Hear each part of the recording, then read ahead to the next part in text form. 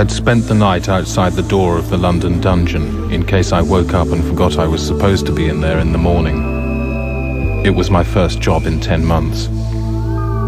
It was too cold to sleep, so I passed the hours clinging to a bollard. I thought it might be warm because of its internal bulb. An early morning rollerblader had just piled into my back because all the bollard's light was going up my coat. I crawled to where she lay twitching and stuck my hands up her shirt. "What are you doing?" she gasped. Something in her tone told me that warming up my hands was not a good enough reason. "Looking for biscuits," I said. I did warm up slightly as she kicked me around the dawn. Some hours later, 2 actors arrived. They were friends of Susie who had wangled me this job. I couldn't remember if I'd met them before, but they jammed a cigarette in my mouth. As they led me to the dungeon, they both introduced themselves as Paul, and then started arguing about whether it was better to be workshopping with Polyakov or trapped in a burning car. They asked me what I'd been doing. "Directing traffic," I said, I thought rather wryly. "Great flyers," said the first Paul, and offered the opinion that though Traffic was a mediocre play, it had been very well promoted. In the dungeon there was an office where a manager was sitting.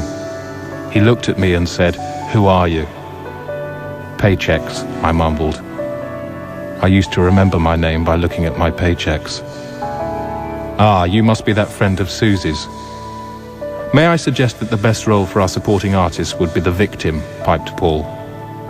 "Good idea," said the manager. "Show him what to do."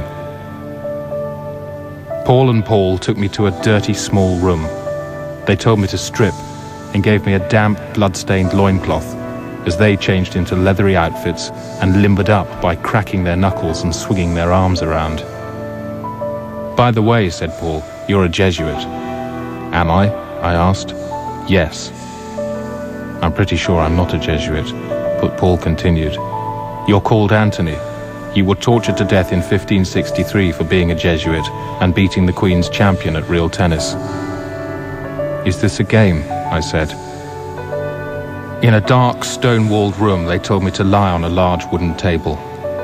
They bound my hands and feet with ropes that ran onto capstans at either end. I felt reasonably comfortable and considered a doze.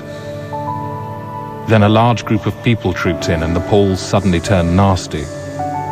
They snarled and cursed and started cranking the ropes and shouting at me for being a Catholic and plotting treason against the crown. I had no idea I'd done any of these things. "Confess, you Romish pumpkin!" They seemed very angry. "It was cold," I stammered, "but up her shirt it was warm." Some of the visitors laughed.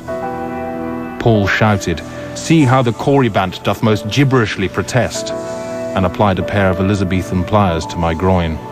"Name your co-conspirators, deboshed papal wart." At the end of the first session there was a ripple of applause, and the Pauls went for a smoke. "Why did you shout at me?" I said. "Trying to upstage people is not clever," said one. "Luckily, it wasn't at all amusing and I contained you," said the other. "Can I get off now?" I wondered. But they were too busy shaking their heads and tutting the word Burkoff. When they came back, a larger crowd had gathered. The screaming and cranking started again and I began to feel faint. They threatened to cut open my belly, unwind my entrails and stuff them in my face unless I purged my filthy soul. As I thrashed and blubbed, I noticed a little girl in the audience gaping in innocent fascination. A dam broke quietly in my belly. Suddenly, words were flying from my mouth. "Stop the pain, I'll tell you everything," I shouted, remembering the time I had taken a Polaroid of my cock and put it in the maths teacher's briefcase, causing him to be fired and then severely mauled while on remand in Brixton Prison. I confessed again that I had wandered into a children's park under the influence of Prozac and had beaten up an ostrich while several toddlers looked on and cried. "Please forgive me, for I know not what I do," I heard myself splutter, before finally describing how I had once broken into a farm and tarred and feathered a pig. The Pauls stopped. The audience stared. I begged the little girl to kill me. She left with her mother shortly afterwards. The other people went away. The manager wasn't pleased. He sent me off with a note for Susie pinned to my jacket. "Don't ever send rubbish like this again," it said.